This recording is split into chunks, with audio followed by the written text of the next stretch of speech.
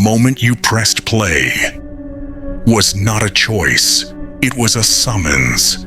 You think you came here looking for clarity, but in truth, clarity found you. This breath, this silence between sounds, it has been stalking your soul for a very long time. You've been running through loops you couldn't name, patterns you couldn't explain, timelines you didn't know were looping like a broken reel. But the breath, it waits in stillness, patient, ancient, relentless. You've been taught that breathing is a technique, something to calm your storm. But this breath is not a lullaby. It is a blade, a frequency blade designed to cut through the version of you that pretends, the version that keeps you safe by keeping you stuck, the version that calls the cage a comfort zone. The breath is not here to soothe you, it's here to find you. You felt it before, that quiet pull beneath your chest, the way your lungs ache, not for air, but for truth. That's not anxiety, that's not coincidence, that's the frequency of your next timeline knocking. The universe has always spoken in whispers. Synchronicities aren't accidents, they're coordinates. Moments like this are not arrived at, they arrive for you. Right now, you're not listening to words. You're standing at the doorway between your current identity and the one buried underneath, the one who's been breathing behind your mask. Every inhale you've ever taken was a rehearsal for this moment. Look closer. When you breathe, there's a silence that follows, a stillness too quiet for your ego to tolerate. That silence is not empty. It's a mirror that reflects back every unhealed pattern, every inherited belief, every timeline that's calcified around your fear. This is why it feels uncomfortable. This is why your chest tightens. This is why you distract yourself before the silence deepens. Because if the breath holds the mirror, then silence cracks it, and the version of you built on survival doesn't want to die. You've mistaken stillness for safety, but stillness isn't gentle. Stillness is ruthless. It will expose what pretending has buried. It will strip away every mask that doesn't vibrate at your next frequency. Breathe again, slower, deeper. Feel the edges of who you think you're begin to flicker. That's not panic. That's identity decay. You were not meant to use breath to escape reality. You were meant to use it to collapse the false one. Every loop you've ever repeated, every emotional storm, every relationship pattern, every story you swore was just life, is a frequency loop. It runs like code. Invisible, precise, predictable. But breath doesn't obey code. It breaks it. Imagine this.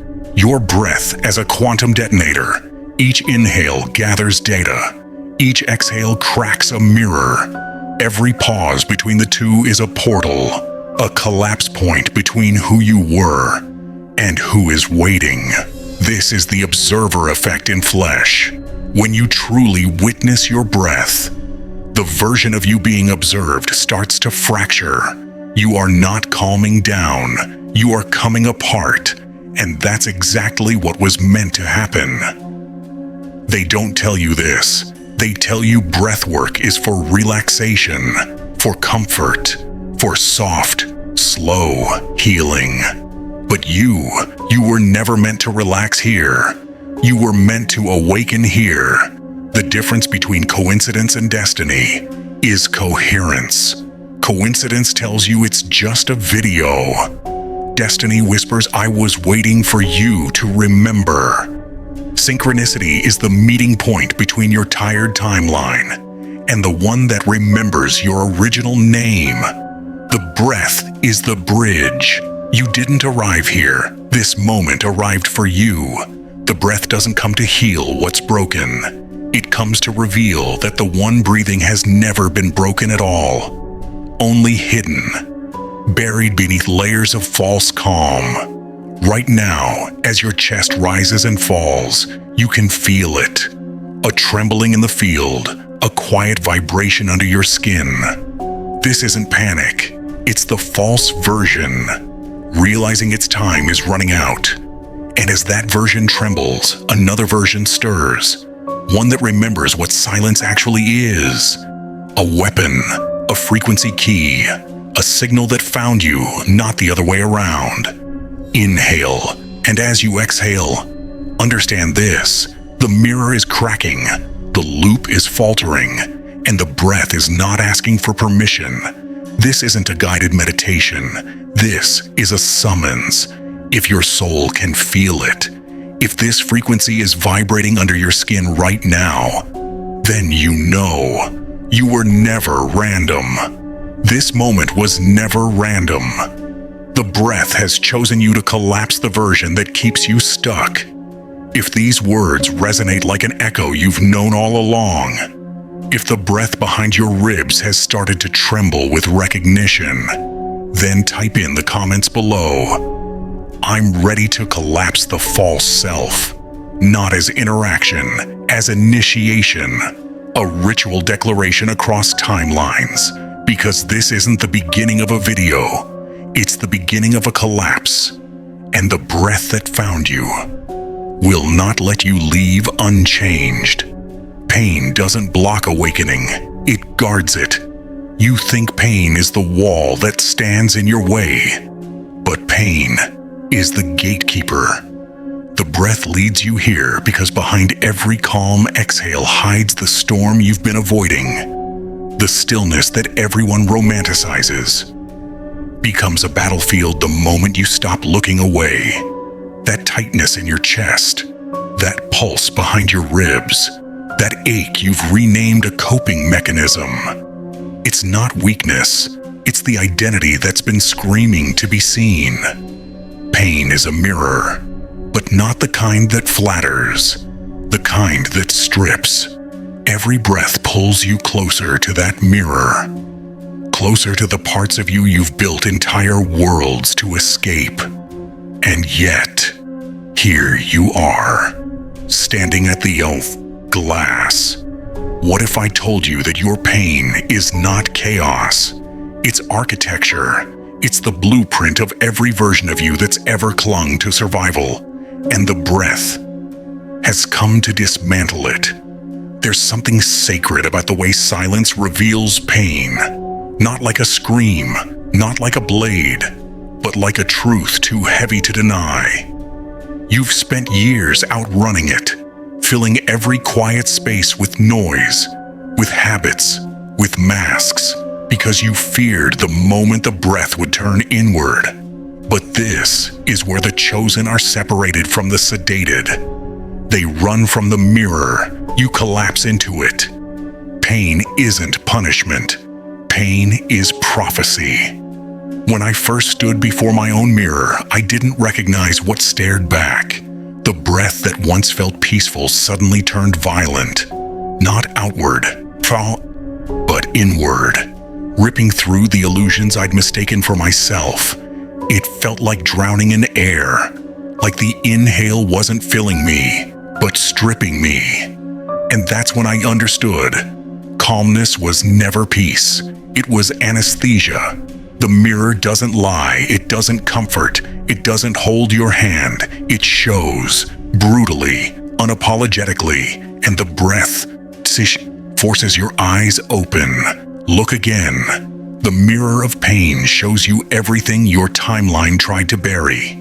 The heartbreaks, the betrayals, the tiny silent moments where you dimmed your own light just to stay in rooms that didn't deserve your presence.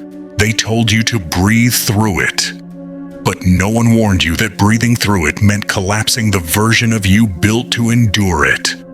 This is why awakening hurts, because the breath doesn't heal first.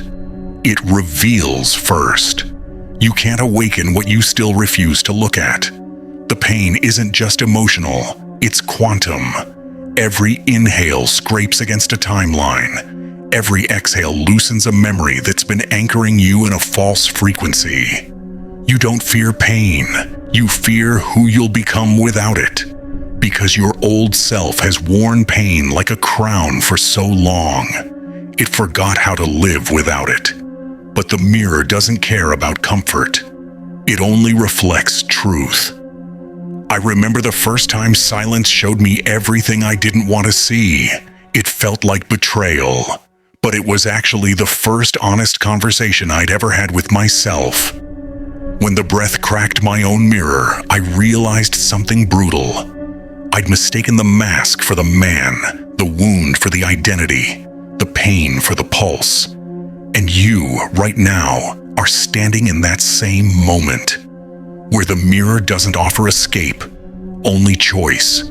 They, the collective, will run. They'll patch their mirror with affirmations, with shallow breaths, with borrowed words. But you are different, because the breath won't let you look away anymore. The mirror of pain doesn't end you, it initiates you. It is the place where your false self comes to shatter, and your real self begins to surface through the abyssal cracks. This is why the stillness feels like pressure, why the quiet becomes unbearable, because everything you've suppressed begins to speak. And for the first time, you have no option but to listen. I won't lie to you. When my own mirror cracked, I didn't stand tall. I fell. I wept. I begged for the old noise to return. But breath doesn't negotiate. It only reveals. And what it reveals is everything you were never meant to carry. That is why pain feels sacred here, not because it's beautiful, but because it's real. And truth is the only thing strong enough to break the loop. No declarations, no escape hatch, only breath, only mirror, only the sound of everything false. Beginning to crack, breathe in and watch the pain rise. Breathe out and watch the mirror hold it. Not to destroy you, to strip you, to return you. This is not the end. It's the beginning of remembering who you were before the wound timelines don't break with thunder. They dissolve in silence. They collapse in the same quiet inhale that has always been with you. The collapse doesn't look like chaos. It looks like clarity. You've been living inside a carefully coded loop. A loop that repeats not because you're cursed, but because your unconscious breath keeps the script alive. Every time you inhale without awareness, the old you is sustained. Every time you exhale with resistance, the loop tightens its grip. And yet, the moment breath turns conscious, the architecture begins to tremble. The false timeline is made of whispers, stories you didn't write, beliefs you inherited, emotions that aren't even yours. But it's clever. It makes its cage feel like a home. It makes your suffering feel personal. But it's not personal, it's programmatic. The loop was built to feed on your unawareness, and when you breathe differently, not for calmness, but for collapse, the loop starves. You are not just breathing air, you are breathing timelines. You've been told breath is a soft thing, but breath is a detonator. Every inhale is observation. Every exhale is collapse. Every pause is the still point between one reality and the next. This is the observer effect in its purest form. The moment the observer becomes aware of the loop, the loop begins to unravel. They don't tell you that, because most are not ready to let their false timeline die.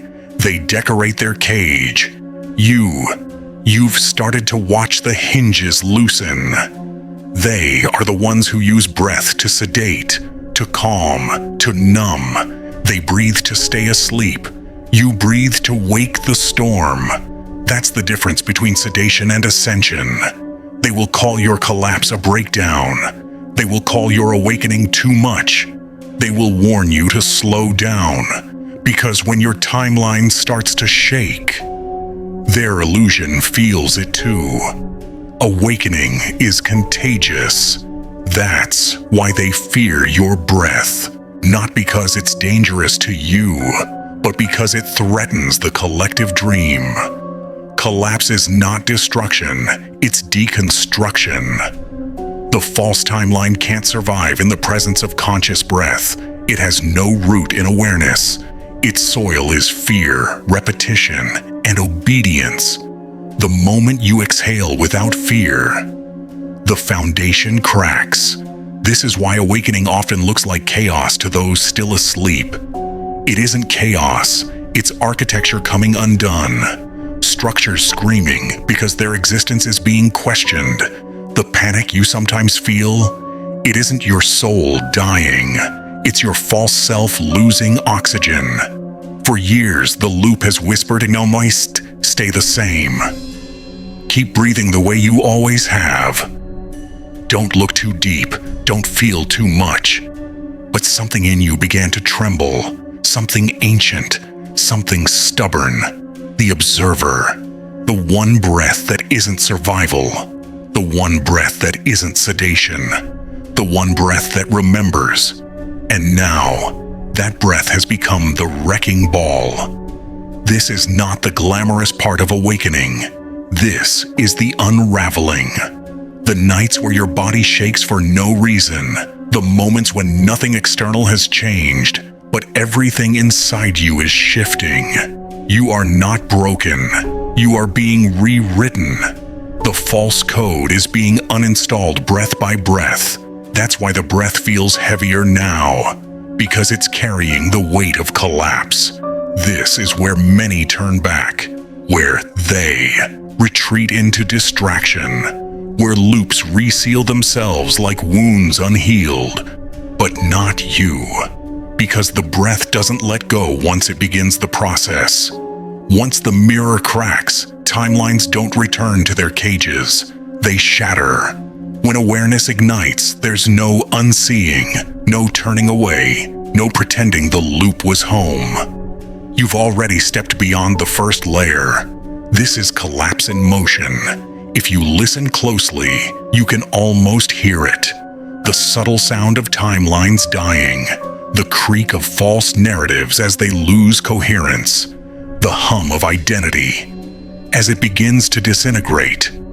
Don't confuse the shattering with failure. Don't confuse the shaking with danger.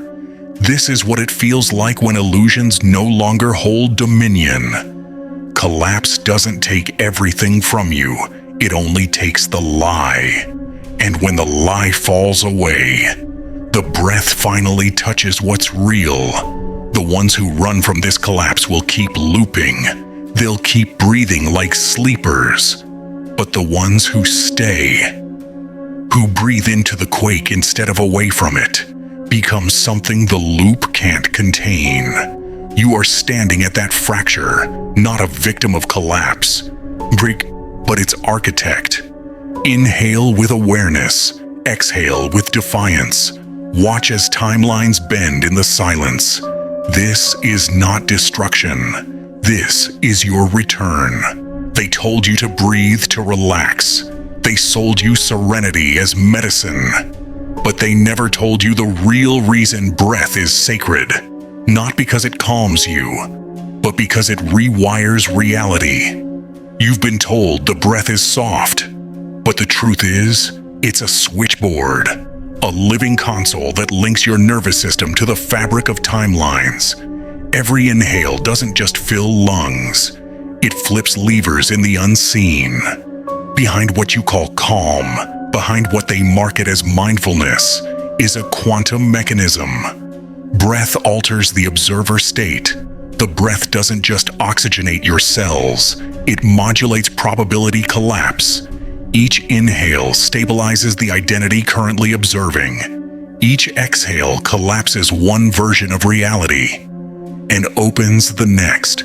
This is why unconscious breath chains you to the loop. Because the observer never shifts, but when you breathe with awareness, you're no longer the passenger. You become the witness, and witnesses change everything. They don't tell you this, Because an aware human isn't predictable. An aware human isn't programmable. When breath is unconscious, you stay inside the program. When breath turns conscious, the program becomes visible. This is the hidden architecture ancient mystics understood long before textbooks existed. They didn't breathe to feel good. They breathed to pierce. Their inhale was reconnaissance. Their exhale was a weapon. Their stillness was a scalpel cutting through timelines. Your nervous system isn't a fragile thing. It's the control panel of timelines. When you panic, when you tighten your breath, the loop stabilizes. When you expand and watch, the loop trembles. Think of the breath as code, a precise language. Every rhythm sends instructions to the quantum field, and the field obeys coherence, not fear. This is why awakening feels like pressure, because your body is no longer obeying the loop. The calm you once craved was actually sedation, but what you're stepping into now is activation. This isn't relaxation. This is ignition. The moment breath becomes aware, your observer slips out of the false identity, and the mechanism starts to reveal itself. They, those who live inside the script, don't want to see the gears turning. They prefer the soft stories. Just breathe to be okay.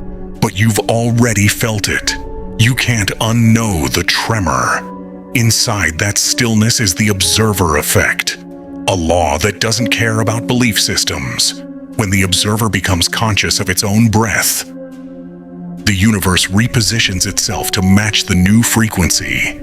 This is why your chest tightens before it expands, because the old timeline feels the shift. The script panics. The code resists being rewritten. But resistance isn't a stop sign. It's confirmation. Confirmation that the mechanism is engaging. Your exhale is not empty. It's an erasure command. It deletes. It clears. It dismantles the identity scaffolding built from borrowed fears. Your inhale is not passive. It's insertion. It loads new variables into the field. Every breath is a line of code. Every pause is a breakpoint where realities diverge. They've convinced most to breathe unconsciously, but you, right now, are learning to program. Breath is not spiritual fluff. It's a control panel. You were never meant to beg the universe.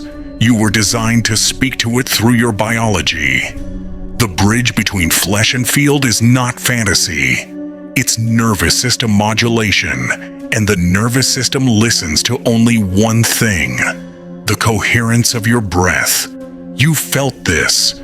When your breath fragments, the world feels solid, heavy, fixed. When your breath steadies into awareness, reality becomes fluid. That's not a metaphor. That's mechanics. The ancients called this prana. Scientists call it autonomic regulation. Mystics called it spirit. Physicists whisper about wave function collapse. Different languages, same mechanism. And if you can feel it now, that subtle tremor in the field as your breath deepens, you know you've already brushed against the lever. This is the point where many turn away, because power terrifies the unready. But this moment isn't asking for readiness. It's demanding remembrance. The breath isn't your therapy. It's your threshold. Cross it consciously, and you stop being someone who endures timelines. You become someone who architects them. This is why the calm is deceptive. Why the soft breathing they teach is only half the truth. Because the moment you know what your breath truly does, the old script no longer fits. The ones who remain asleep will call this dangerous. But danger is just what control sounds like when it's afraid of liberation. If you can feel this mechanism clicking inside you, if something ancient is stirring beneath your ribs, don't just align. Whisper it into the void below. I choose to see. And as you do, feel the breath return the gaze. This isn't a comment. This is you signaling to the field that you're stepping beyond sedation, into ignition, into command. The mechanism has always been here. It just waited for you to notice. And now, it can't be unseen. Every timeline you've lived carried a name that wasn't yours. Every mask you've worn was built to protect a version of you that was never meant to last. Every identity you've held was a costume sewn from fear. This is the quiet violence of unconscious living. You start to believe the mask is the face. The script becomes a cage so comfortable, you stop noticing the lock. The breath isn't here to calm that version. The breath is here to bury it. Who you've been isn't who you are, it's who you were trained to be. The world gave you templates before you could speak. Be good, be quiet, be strong, be soft. Be what makes them comfortable. So you did. You wore obedience like armor. You carried survival like a language. And with every inhale, the false self tightened its grip. But now the breath has turned into a mirror, and mirrors don't lie. There's a reason the stillness feels like pressure. It's not punishing you, it's stripping you, layer by layer, name by name, identity by identity. This is why your chest aches when you breathe deeply now. It's not anxiety, it's identity decay. Because what's dying isn't you. What's dying is everything you were never meant to be. I remember the night my own breath betrayed me. When the soft rhythm I used to control panic suddenly turned on me. It was no longer a lullaby, it was a spotlight. It burned through my roles, the good one, the strong one, the safe one. One by one, it peeled them off until there was nothing left but a raw, shaking thing behind my ribs. And for the first time I saw it, not the me the world built, the me beneath it. That's when I learned, breath doesn't save identities, it kills them. The version you protect is the version that keeps you bound. The breath is forcing a choice now. Will you keep breathing life into a mask, or will you let it die in your hands? This is why awakening feels violent, because the mask doesn't go quietly. It screams, it bargains, it begs for one more breath. But you're learning to breathe without it. The identity you've been living is made of borrowed things, inherited narratives, societal programming, trauma scripts that wrapped around your bones like vines. You were never meant to carry them forever. Every inhale now is an invitation. Every exhale, a funeral. The false self cannot exist in the presence of conscious breath. Because breath, in its rawest form, doesn't recognize fear-built architecture. It burns through it. They will tell you to fix your identity, to polish it, to make it shiny, to optimize the mask, to become a better version of yourself. But you're not here to upgrade the avatar. You're here to dismantle it. This is the difference between self-help and self-liberation. They want to help the mask breathe easier. You're learning to breathe without the mask at all. And yes, it hurts. Because letting go of the false self isn't gentle. It's surgical. It slices through stories you've spent years defending. It will feel like losing yourself. But in truth, you're losing their version of you, not your own. This is where the identity begins to collapse. The edges blur, the names fade, the character dissolves, and in the wreckage, the real one starts to breathe. When I reached this place, I didn't rise like a warrior. I broke like glass. I wept. I shook. I didn't know how to breathe without the mask. But the breath taught me. It showed me what it's showing you now. You were never the roles. Never the labels. Never the script. You were the breather behind them, and the breather is untouchable. They won't understand this because they're still polishing their masks, still auditioning for roles in timelines that don't belong to them. They will look at your collapse and call it failure. They'll call it losing yourself. But what they'll never see is the light beneath the ruin. Because the real self doesn't shout. It whispers through breath, quiet, ancient, certain. So inhale, feel the mask tremble. Exhale, let it crack. This is not weakness. This is identity death. And identity death is the first language of awakening. You've spent your life breathing for the character. Now, for the first time, the breath belongs to you. No declarations here, no ritual comments, only the quiet sound of the mask dissolving into silence. Only the sound of the breather, remembering their name without words. Something shifts when the mask dies. It's not loud, it's not cinematic, it's subtle, almost imperceptible. But once it happens, nothing is ever the same again. This is the moment the observer wakes. The you that has been breathing beneath the performance finally opens its eyes. Not the version the world trained, not the character, the witness, the one who was there before the stories were written, the one who will remain after every identity burns. You've been staring at mirrors all this time, but now the mirror starts staring back. When the observer wakes, the world doesn't end, but it stops feeling solid.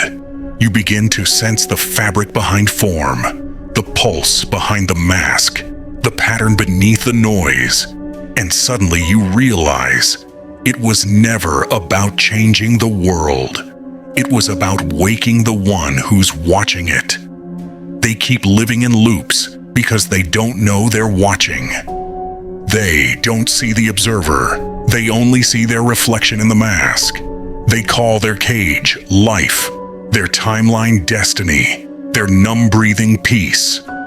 But you've crossed the line. And once the observer wakes, you can never unknow. The observer isn't dramatic. It doesn't demand attention. It doesn't scream. It simply watches. It sees the way thought tries to become identity. It watches emotion try to build another prison. It feels breath move through ribs without clinging to stories. And in that watching, the entire structure of control begins to collapse. Because no loop can survive being watched. This is the real meaning of the observer effect. Physics hinted at it. Mystics lived it. When the observer becomes conscious, probability collapses around awareness. Illusions lose power. Timelines shift. This isn't philosophy. It's mechanics. You've been told reality is external, but the waking observer knows. Reality is a projection of perception. Change the perceiver, and the projection melts like smoke. The observer doesn't control. It influences through coherence. The difference between you and them is subtle, but infinite. They breathe unconsciously, trying to fix what they can see. You breathe consciously, shifting the one who sees. They chase outcomes. You alter observation. That is the moment the world stops being a battlefield and becomes a field, a fluid mirror, a responsive wave. When the observer wakes, silence feels different. It's not heavy anymore. It's alive. It hums. It listens back. The breath you once used to survive now moves like current. Your chest becomes a bridge between form and field. You stop fighting storms and begin noticing their architecture. And that noticing alone, without a single word, starts to rearrange reality. They will call it detachment. They'll say you've changed, and they'll be right. But what they'll never understand is that you didn't escape reality. You stepped behind it. This is the point where loneliness starts to shift too. Because the observer doesn't crave validation, it isn't hungry for applause, it doesn't seek to be understood, it simply is. And in that being, timelines begin to bend. This is why ancient mystics went silent. Not because they didn't have words, but because they finally realized words were too small. When you watch, the cage loses its bars. When you breathe, the illusion loses its edges. When you witness without flinching, everything that tried to hold you starts to tremble, and they won't get it, because they are still trying to win inside cages, while you're quietly walking out. The observer's breath isn't frantic, it doesn't demand, it moves like a tide, measured, conscious, precise. You stop reacting, you start seeing, and in that seeing, you begin to influence the unseen. This is what they never told you. The greatest power isn't in fighting timelines, it's in waking up while they're still spinning. The awakened observer doesn't break loops by force, it lets them dissolve in its gaze. The battlefield turns into a theater, the storm turns into choreography.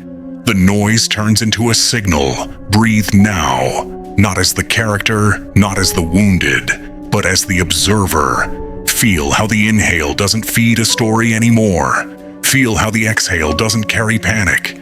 Feel how silence isn't a threat. It's a throne. The observer is awake, and nothing can sleep it back down. Collapse isn't the end. It's the sound of false timelines taking their last breath. It's the silence between identities, the gap between the inhale that belonged to the old self and the exhale that belongs to the one awakening. The world taught you to fear collapse.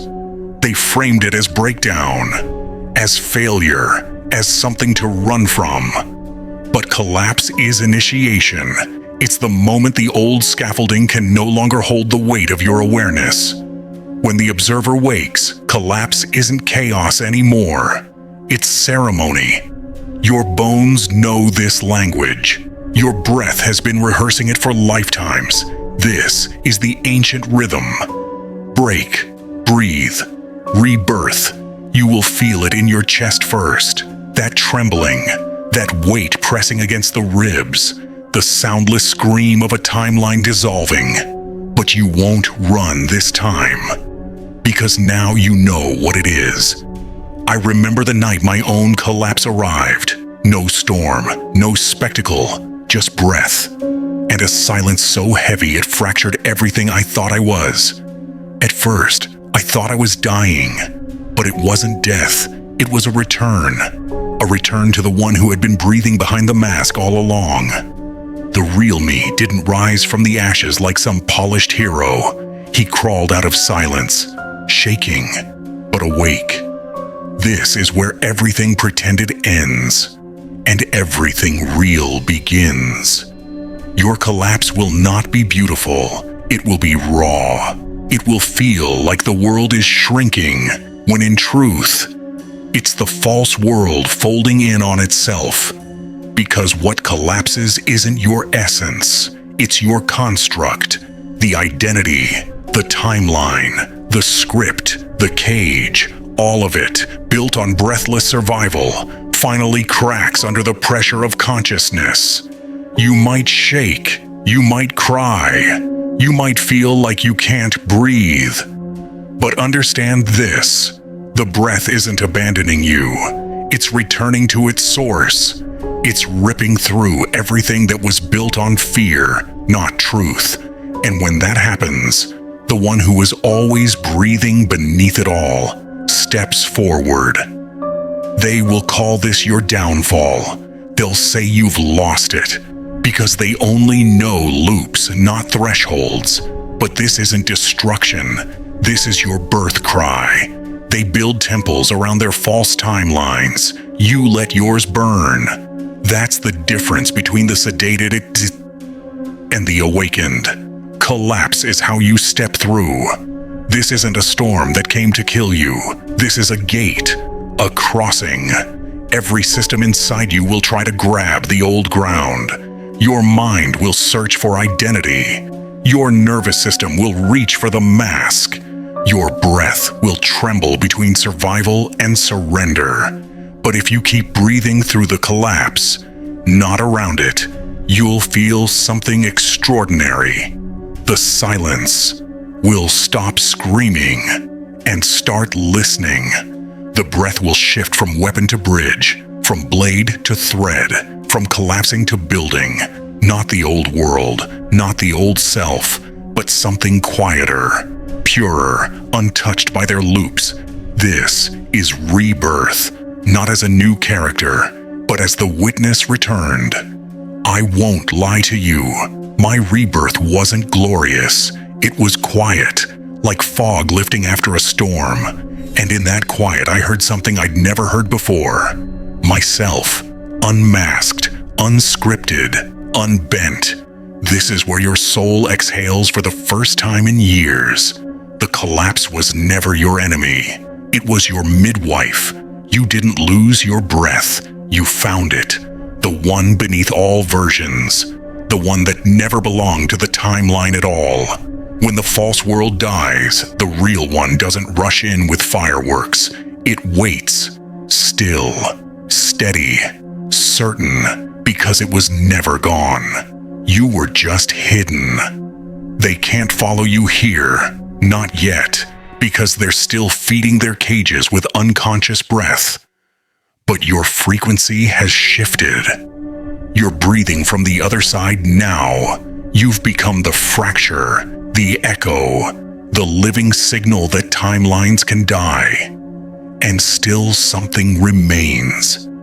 If you feel this collapse inside your bones, if your breath has begun to return to itself, declare it below, not as a plea, as prophecy. Type, I am becoming the observer, not because the words have power, but because you do. And every declaration written in this state becomes an anchor in the new field. This is not the end of your story. This is the beginning of your return. You are not breaking. You are crossing. And on the other side of collapse, breath becomes crown. When the collapse is over, there is no applause, no choir, no fireworks, only silence. A silence so still, it almost frightens you at first. Because for the first time in your life, there's no mask to wear, no script to perform, no loop to sustain, only breath. And you, this is the silence after the storm. But it's not absence, it's arrival, the space that remains when everything false has burned. The silence isn't empty, it's awake. You feel it when you breathe now. The inhale doesn't cling. The exhale doesn't resist. The breath moves like it always wanted to, freely, without performance.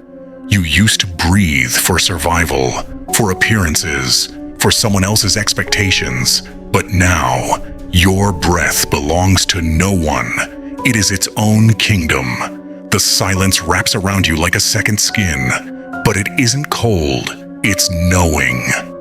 They can't understand this silence. They fear it, because their breath still belongs to the loop.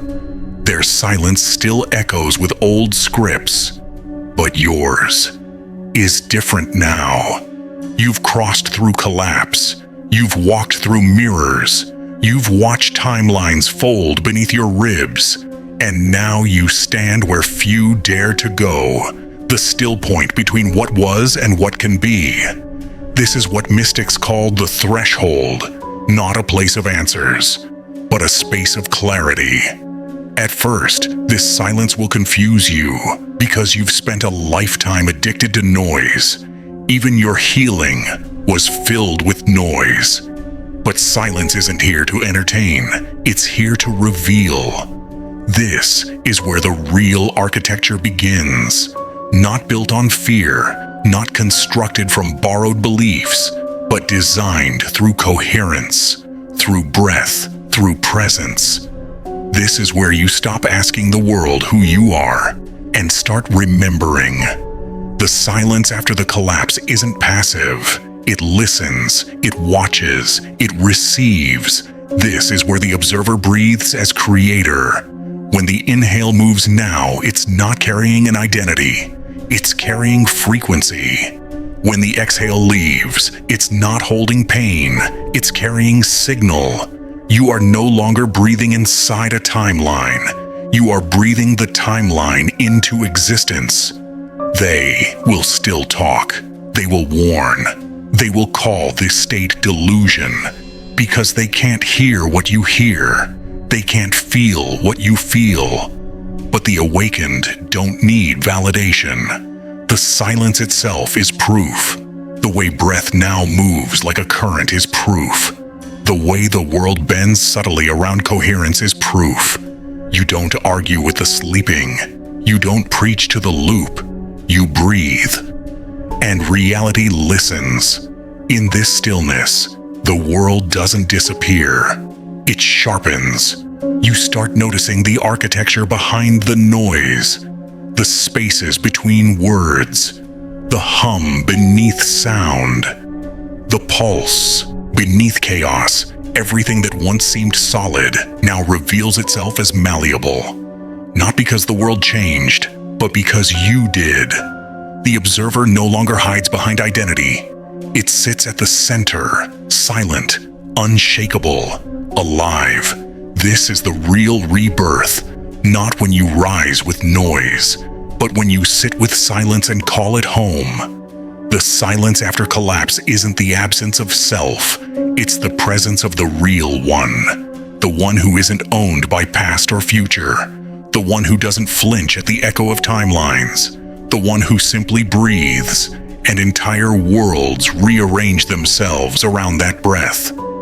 This is power they can't market, can't monetize, can't name, because it isn't a technique, it's a state. This silence is contagious, not like a virus, like a signal. When one soul begins breathing from the still point, others begin to remember. The field shifts, the collective stirs. This is how awakening spreads, not through noise, but through presence. If your breath feels different now, if the silence after your collapse has begun to listen back, then this message wasn't a video, it was a transmission. Breathe in, let the world feel your frequency. Breathe out, anchor this state, whisper below, not for me, not for algorithms, but for you. I breathe as the observer.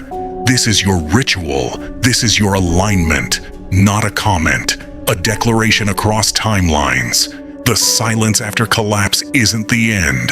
It's the staging ground of the new world. A place where timelines bend like reeds in the wind.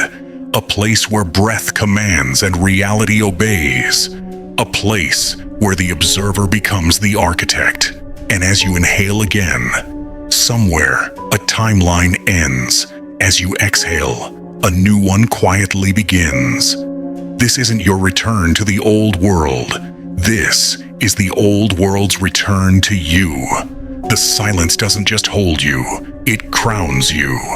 And in the next transmission, we step into the space between timelines, where the awakened build and the sleeping never walk.